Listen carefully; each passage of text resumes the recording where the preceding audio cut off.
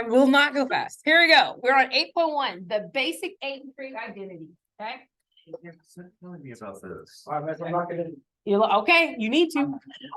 It says, here we go. An identity is an equation that is true for all values in which the variables are defined. Okay. Basically, identities are essentially formulas in a sense, right? Someone's already proven that this pattern, this rule works for multiple things, right? Over and over. So for example, a squared minus b squared. Someone realized every time you factored this, it came down to being a plus b times a minus b, right? So that became an identity. That became our difference of two squares identity, right? And it's just now a rule that I follow. If I have difference of two squares, they're going to factor to this, okay? We have some identities that we've learned. So let's talk about those first. So we've already learned a couple identities. We just may not. Oh, whoa. Reduce. Reduce.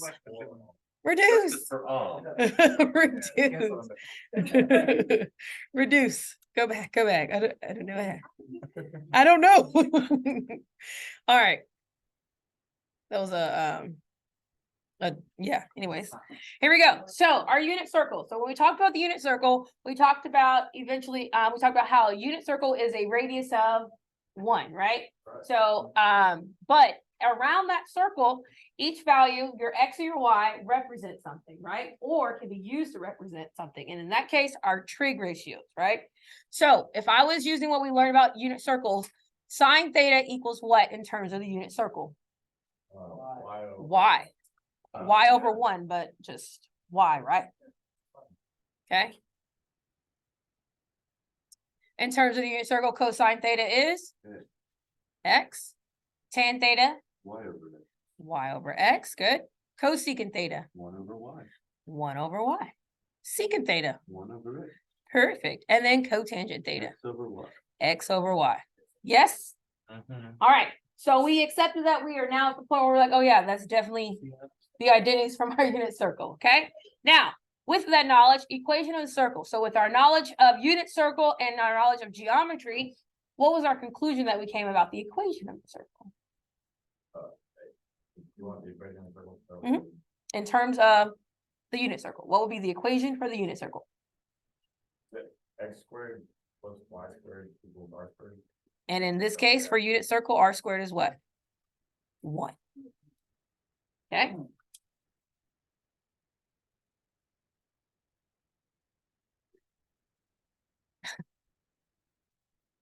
No, it wasn't. Okay, so x squared plus y squared equals 1 is the equation of the unit circle, right? It's the unit circle because your radius is what? 1. That's why it's the unit circle, okay? Yeah. All right, so now we're going to take these values and turn them into our identities, okay? So the first identities that we can pull from here are called our reciprocal identities, okay? Your reciprocal identities are literally what we wrote right here. Isn't this written in reciprocal? But instead, we're going to write it in terms of the trig function. So starting off with, we have sine theta equals 1 over cosecant theta. What? And vice versa, cosecant theta equals 1 over sine theta. I never know if I use that term correct, but oh well. Vice versa. Cosine theta equals what then? 1 over secant theta. 1 over secant theta. And therefore secant theta equals 1 over cosine. 1 over cosine theta. So I have a question.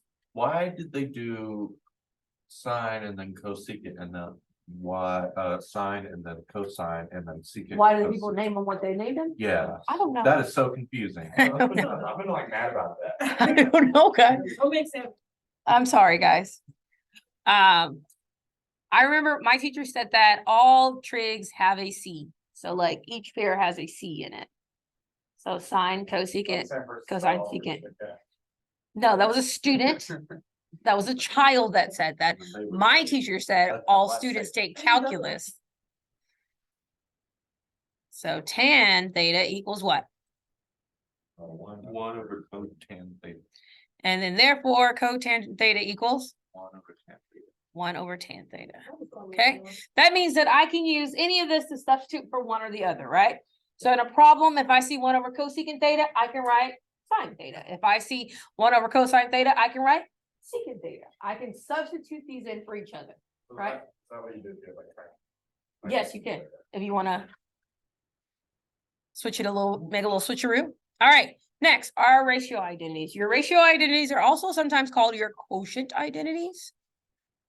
So you may hear it as quotient, or if you're looking it up or something, you may see quotient identities, okay? So that is going to be your tan theta. So looking back up here, we said tan theta equals y over x, right? So in terms of trig functions, that means it equals what? Sine over cosine. And therefore, cotangent theta equals what? We got another sine. Cosine over sine, the reciprocal of it. Okay, now, what is another way we could write them? That will flip with cosine. It is. That's stupid. So could you do 400 times sine? Yes, so if you need to manipulate it, so if you saw cotangent next to sine, that's equivalent to cosine. Yeah, you can manipulate them to use what you need for a problem. Okay, good question and good point. All right, so here, hey, Minnie. So if I have cosine theta and sine theta, I know that sine theta is the same thing as 1 over cosecant, right? And I know that cosine is the same thing as 1 over secant. So this can be simplified down to what? When you're multiplying fractions, what are you doing? Keep, change, flip. So I have 1 over cosecant times secant over 1. So this simplifies down to being secant theta over cosecant theta. So if I see secant theta over cosecant theta, I can like, oh, self, you can write that as tangent.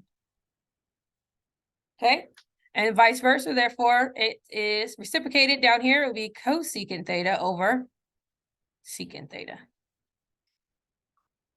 But that's why they're all connected, because of substitution and manipulation. The C is on top.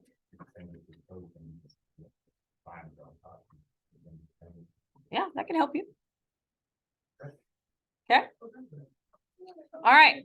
So continue on with our identities. Now, identities can be manipulated. So for example, let's say a problem gave me tan squared theta. Well, guess what? That's going to equal sine squared theta over cosine squared theta. As long as what I do to one side, I do to the other, the identity will stay true. Does that make sense? So these are your basic ones, and from your basics, you can create multiple. Got it? All right, so again here, what if I had cosecant theta squared? Then cosecant theta squared is going to equal 1 over sine squared theta. Okay, so as long as what I do to one side, I do to the other, we are good. Capiche? All right, Pythagorean identity. What? I'm done. I wrote it on the wrong side. Oh, sorry. So Pythagorean identities. So do you guys remember when we did x squared plus y squared equals 1 on the front? Right? Yeah. Okay. In terms of trig, what are x and y? So our first Pythagorean identity is cosine squared theta plus sine squared theta equals 1. It is. Huh? They all go together. What? Wait, so what happens when the like power to behind this? So what do you mean behind? Like it says like cosine squared theta versus cosine theta squared. Like, is the theta squared or is the cosine squared? But I don't hear about it. Okay, so in terms of notation, if I, well, that's not, I can't write on that. So if I have cosine theta squared, this is the same thing. Those are equivalent. Yes, these are equivalent statements. Is that what you're asking me? Okay, yes, yes, sir, they are.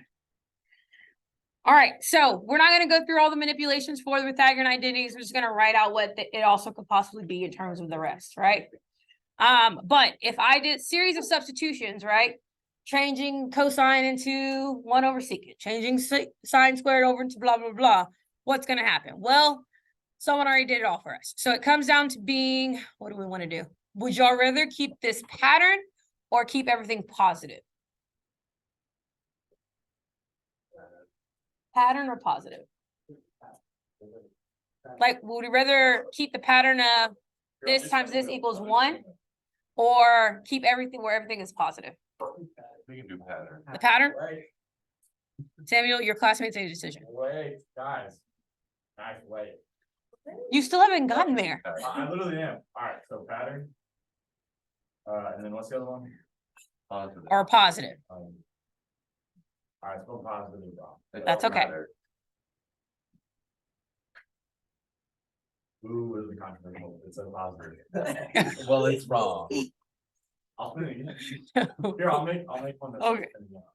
No, stop. You don't have time for this. What did it, we're gonna keep pattern. So we have secant squared theta minus tan squared theta equals 1.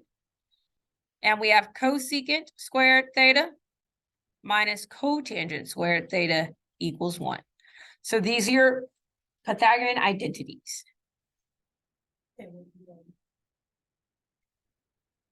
Stop being so dramatic. Wait, why is it?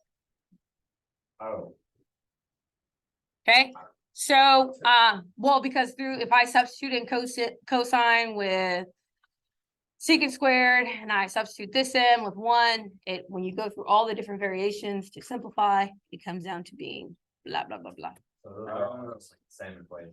They're all equivalent to 1, yeah. Yes. All right, so 1 can take different shapes depending on what you need from it. So if there's a 1 in a problem, there's different things I can substitute with. Or there's different things that are gonna equal 1. Like if I needed to eliminate or to help simplify, I can exchange the 1 in the problem for something else. Okay, yeah, a little bit, I guess. What helped me as a student remembering is I just remembered C plus S equals 1. I did S minus T equals 1, and I did C minus C. And I just, that's only going to come up with it. May not help you, you have to come up with your own rules, but I give you hints of what I did. And you can roll with it. Okay. All right. Now, Pythagorean identities are interchangeable. Okay. They can create new identities. So like, depending on what I need or what I need to get by itself, I can use the identity to isolate. So starting with this one, for example, sine squared plus cosine squared theta equals 1. Does it matter that I switch cosine and sine? No, they're still going to be equal to 1. Okay. Next, I can also, what if I want to get sine squared theta by itself? Subtract the cosine. Subtract, and now I have a new identity. Sine squared theta equals 1 minus cosine squared theta. What if I wanted to get cosine squared theta by itself? Subtract sine squared theta. And boom, bam, another identity has been created. Okay. Where do we? Hold up 1 second. Okay. Oh, We were talking about how you can manipulate the identities. I get it, I get it. Okay, you can also you can also change them. So if I make sine negative, what's going to happen to 1 and cosine? They're going to also change their sign. Does that make sense? Yeah. So yeah, here another one. So when we wrote secant squared theta minus tan squared theta, look, I created a new identity here by writing 1 plus tan squared theta equals secant squared theta. What's another one that I could create? 1 plus secant squared theta equals tan squared theta. Or minus.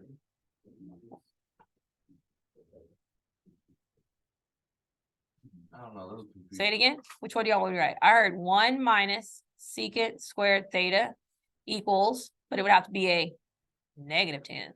Oh, so I was right. Why would it be negative? Because I would subtract the tan, right? I could also have tan squared theta equals secant squared theta minus 1.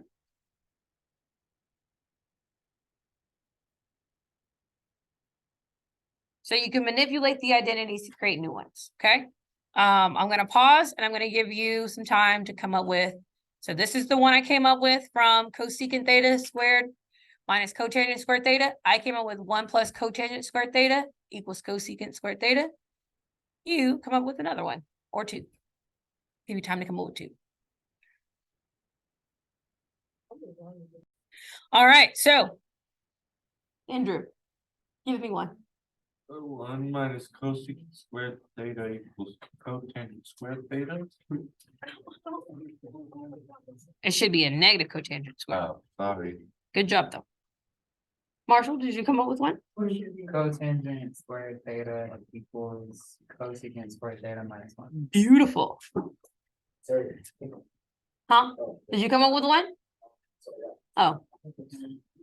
Huh? It could be more. No, there could be more than one. All right, we'll stop there though. All right. Yeah, you can have negatives. So like I could have did negative. Yeah. Negative cosecant squared theta equals what? Negative each one?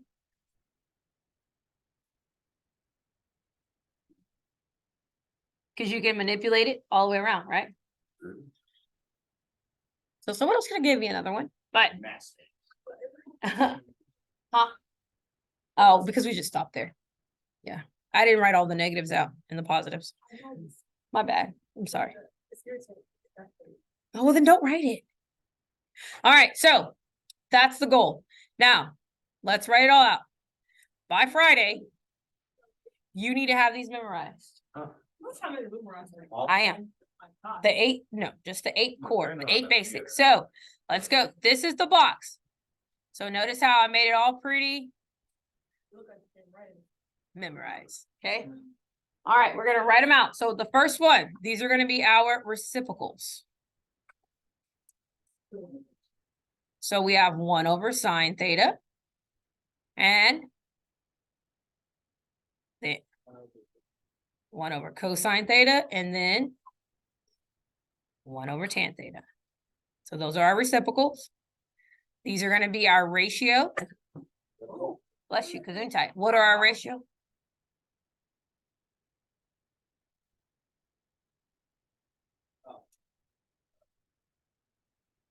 Sine theta over cosine theta.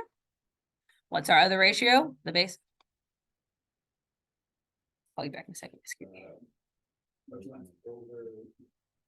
Leave it as cosine theta as sine theta. That's the basic of it.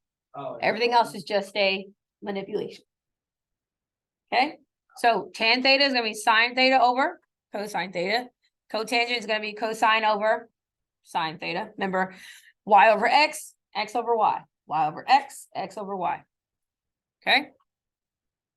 And then our last but not least are Pythagoreans. Okay, so for our Pythagoreans, we have our x squared plus y squared equals 1, right? So we have cosine squared theta plus sine squared theta equals 1. And then we're going to have secant squared theta minus tan. That got weird.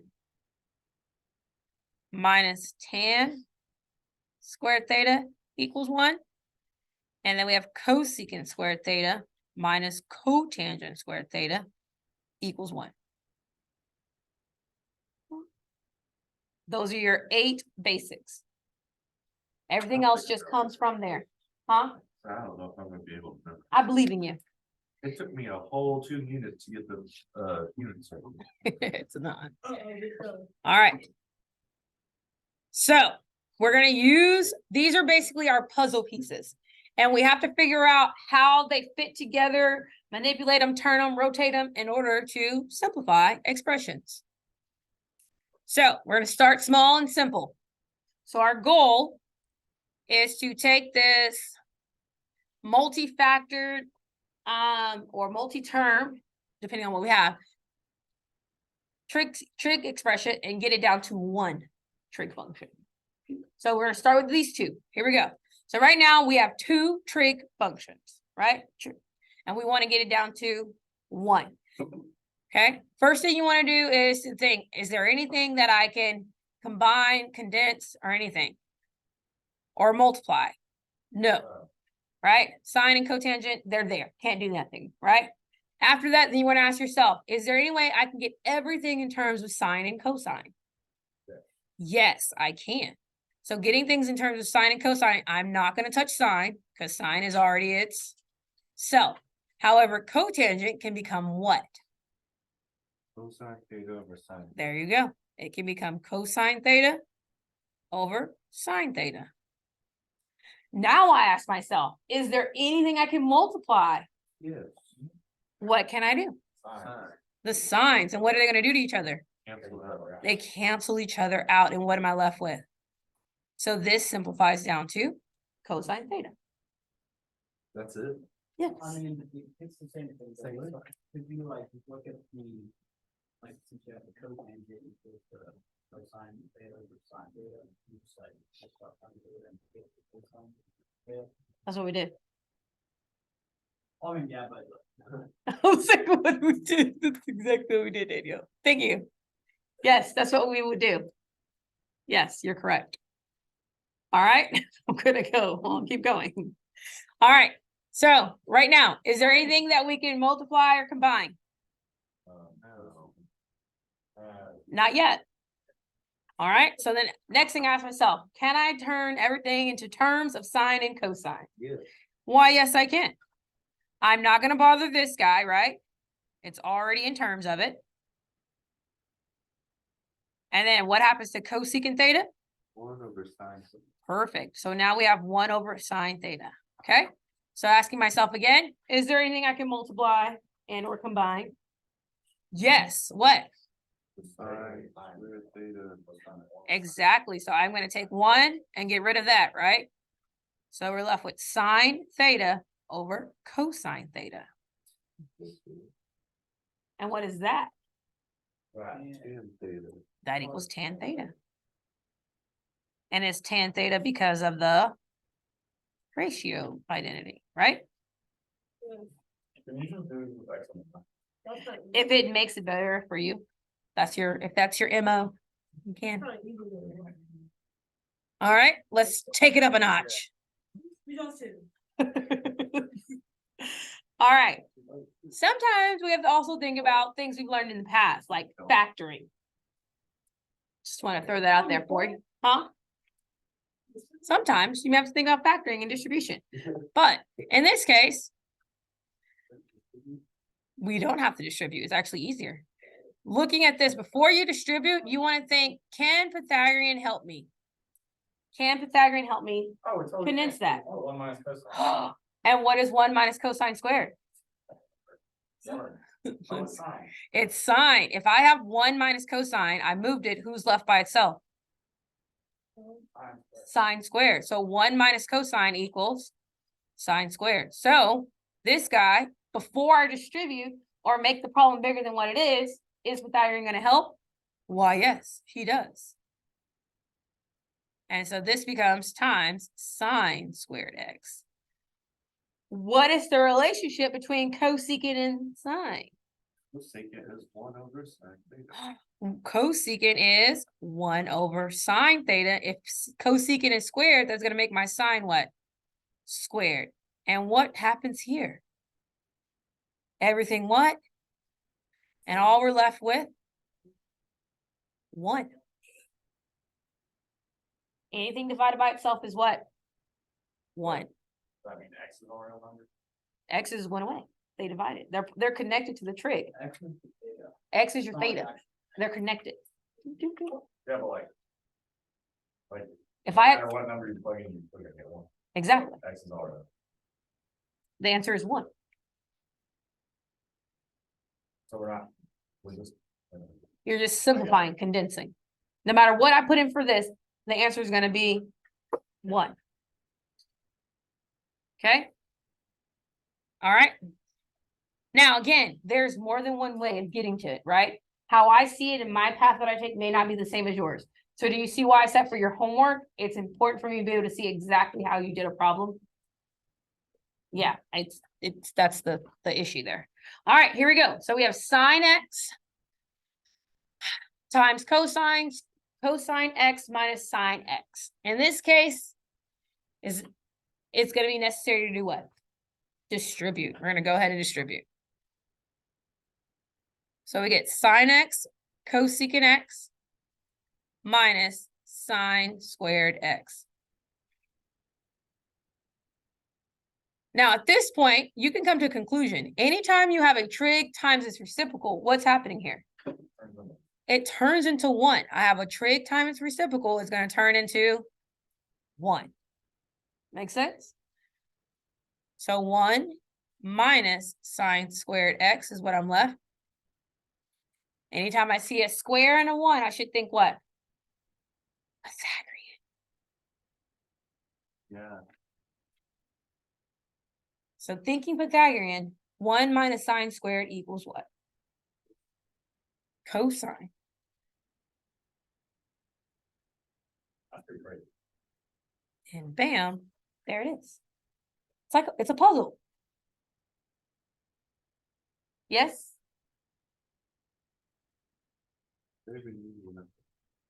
All right, let's get harder. Go.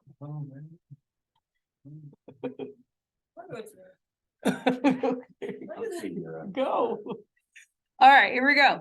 We have cotangent theta divided by 1 plus cosecant theta plus sine theta times cosecant theta.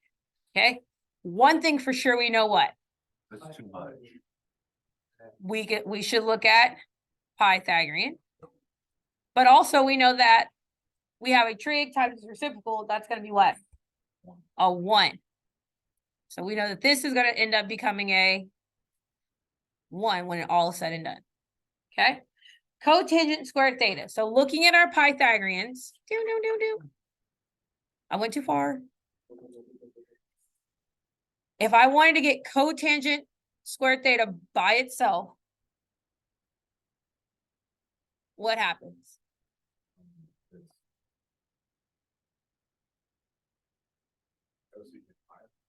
Cosecant squared theta minus 1. I would have to add here, subtract that, right? So if I want this right here to get by itself, I would add cotangent, subtract the 1, and now it's by itself. So that's why it would be cotangent squared theta equals cosecant squared theta minus 1.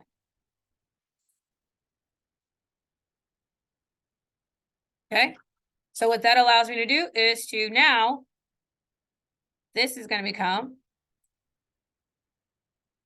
where's my secant? Cosecant squared theta minus 1 over 1 plus cosecant theta plus 1. Okay, now remember our very first thing we talked about? What was the first identity I said that before you knew it was an identity you've been using? Difference of 2 squares. So difference of 2 squares. Is cosecant squared theta squared? Yeah. Is 1 a perfect square? Yeah. Am I subtracting them?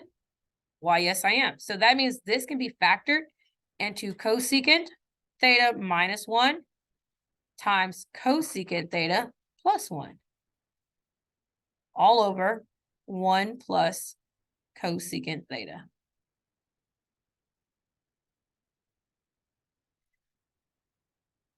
So we factored, and now that I factored, what can happen? You can do that and cancel out. I can cancel out. I have 1. Because remember, addition is commutative, right? Doesn't matter the order I add. So now we're left with cosecant theta minus 1 plus 1. So what is our final answer? Cosecant theta. Cosecant theta.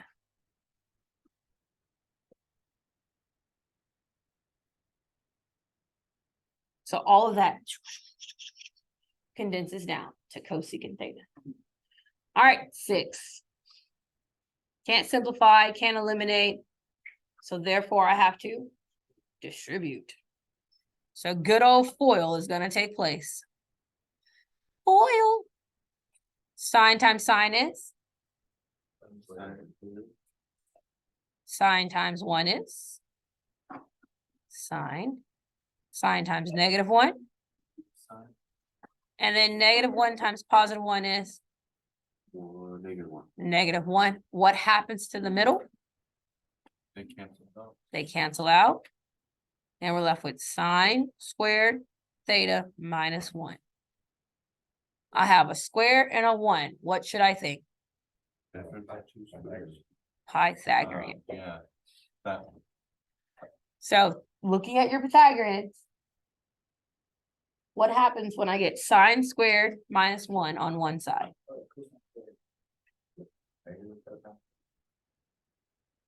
It would have to be a negative cosine squared theta. No? Because I'll just get it right. All right, so just double checking, we would do cosine squared theta plus sine squared theta equals 1. I'm going to subtract the 1, pew, pew, and subtract cosine squared theta, which is why this equals negative cosine squared theta.